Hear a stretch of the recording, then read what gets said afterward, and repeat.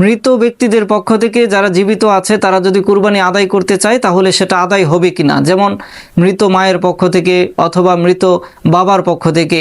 আর যদি আদায় করাটা সহি হয় তাহলে এই গোস্ত কি নিজেরা খেতে পারবে নাকি সম্পূর্ণ গোস্তটাই গরিব মিসকিনদেরকে বিলি করে দিতে হবে? এমন গুরুত্বপূর্ণ বিষয় নিয়ে আজকের মাসালা। তো প্রথম কথা হচ্ছে, মৃতদের পক্ষ থেকে কেউ যদি কুরবানি আদায় করতে চায় তার কুরবানি আদায় হয়ে যাবে, কিন্তু কিভাবে আদায় করতে হবে সেটি হচ্ছে, মৃতদের পক্ষ থেকে কুরবানি আদায়ের দুটি শুরুত, দুটি দিক রয়েছে। প্রথমত, মৃত ব্যক্তি যদি জীবিতদেরকে ওসিয়ত করে থাকে যে আমার মৃত্যুর পর আমার পক্ষ থেকে কুরবানি করবা, এক্ষেত্রে মৃত ব্যক্তির পক্ষ থেকে যে কুরবানি করা হবে এই কুরবানির সম্পূর্ণ গোস্তটাই গরিব মিসকিন ফকির অসহায় মানুষের মাঝে বিলি করে দিতে হবে। নিজেরা গোস্ত খেতে পারবে না, সম্পূর্ণ গোস্তটা বিলি করে দিতে হবে। তবে মৃত ব্যক্তির এই ওসিয়ত পূরণে জীবিতরা যদি মৃত ব্যক্তির রেখে যাওয়া সম্পদ ব্যয় করে কুরবানি না করে বরং নিজস্ব অর্থ ব্যয় করে কুরবানি করে, তাহলে এই কুরবানির গোস্তটা গরিব মিসকিনদেরকে দেওয়ার পাশাপাশি নিজেরাও খেতে পারবে, গরিব মিসকিনদেরকেও দিতে পারবে।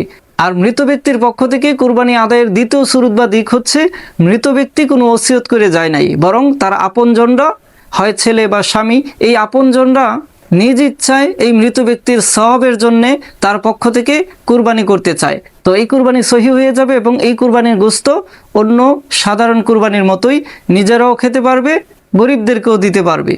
সর্বোপরি কথা হচ্ছে, এই উভয় শুরুতে ওসিয়ত পূরণের দিক থেকেও অথবা মৃত ব্যক্তি ওসিয়ত করে যান নাই কিন্তু তার পক্ষ থেকে নফল কুরবানি আদায়ের ক্ষেত্রেও যে বিষয়টি অবশ্যই আমাদেরকে লক্ষ্য রাখতে হবে সেটি হচ্ছে, আমরা যারা জীবিত, আমরা যারা এই মৃত ব্যক্তির পক্ষ থেকে ওসিয়ত কিংবা নফল হিসাবে কুরবানি আদায়ের নিয়ত করেছি, আমাদের উপর কুরবানি ওয়াজিব কিনা।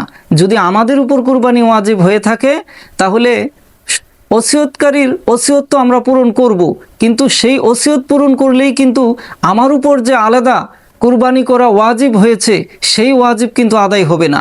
সেটা আদায় করার জন্য আমার পক্ষ থেকেও কিন্তু কুরবানি করতে হবে। একইভাবে ইসালে সওয়াবের জন্যে পিতামাতা কিংবা আপনজনদের পক্ষ থেকে যে নফল কুরবানি করব, এক্ষেত্রে আমাদেরকে লক্ষ্য রাখতে হবে আমার উপর কুরবানি করা ওয়াজিব কিনা। যদি আমার উপর কুরবানি করা ওয়াজিব হয়ে থাকে তাহলে শুধুমাত্র পিতামাতা কিংবা আপনজনদের পক্ষ থেকে নফল কুরবানি করলেই কিন্তু আমার ওয়াজিব দায়িত্ব আদায় হবে না, বরং আমার ওয়াজিব আদায়ের জন্য আমার পক্ষ থেকেও একটি কুরবানি আল্লাহর নামে করতে হবে। আর এক্ষেত্রে আরেকটি গুরুত্বপূর্ণ বিষয় হচ্ছে, যদি আমার উপর কুরবানি করা ওয়াজিব হয়, আপনার উপর কুরবানি করা ওয়াজিব হয়, আর আপনি যদি চান যে না আমার উপর কুরবানি করা যেহেতু ওয়াজিব, অতএব এবার আমি আমার পক্ষ থেকেই এই ওয়াজিব দায়িত্ব আল্লাহর নামে আদায় করব, আল্লাহর সন্তুষ্টির জন্য আদায় করব, তবে আমি এই ওয়াজিব কুরবানি করার কারণে আমার রব খুশি হয়ে সন্তুষ্ট হয়ে যেই নেকি দান করেন তার বান্দাকে, আমি সেই নেকিটাকে ইসালে সওয়াব হিসাবে আমার মৃত মায়ের জন্যে, আমার মৃত বাবার জন্যে, আমার কোনো আপনজনের জন্যে, কোনো স্বজনদের জন্যে আমি সেটা বকশিশ করে দিব, ইসালে সওয়াব হিসাবে দিয়ে দিব।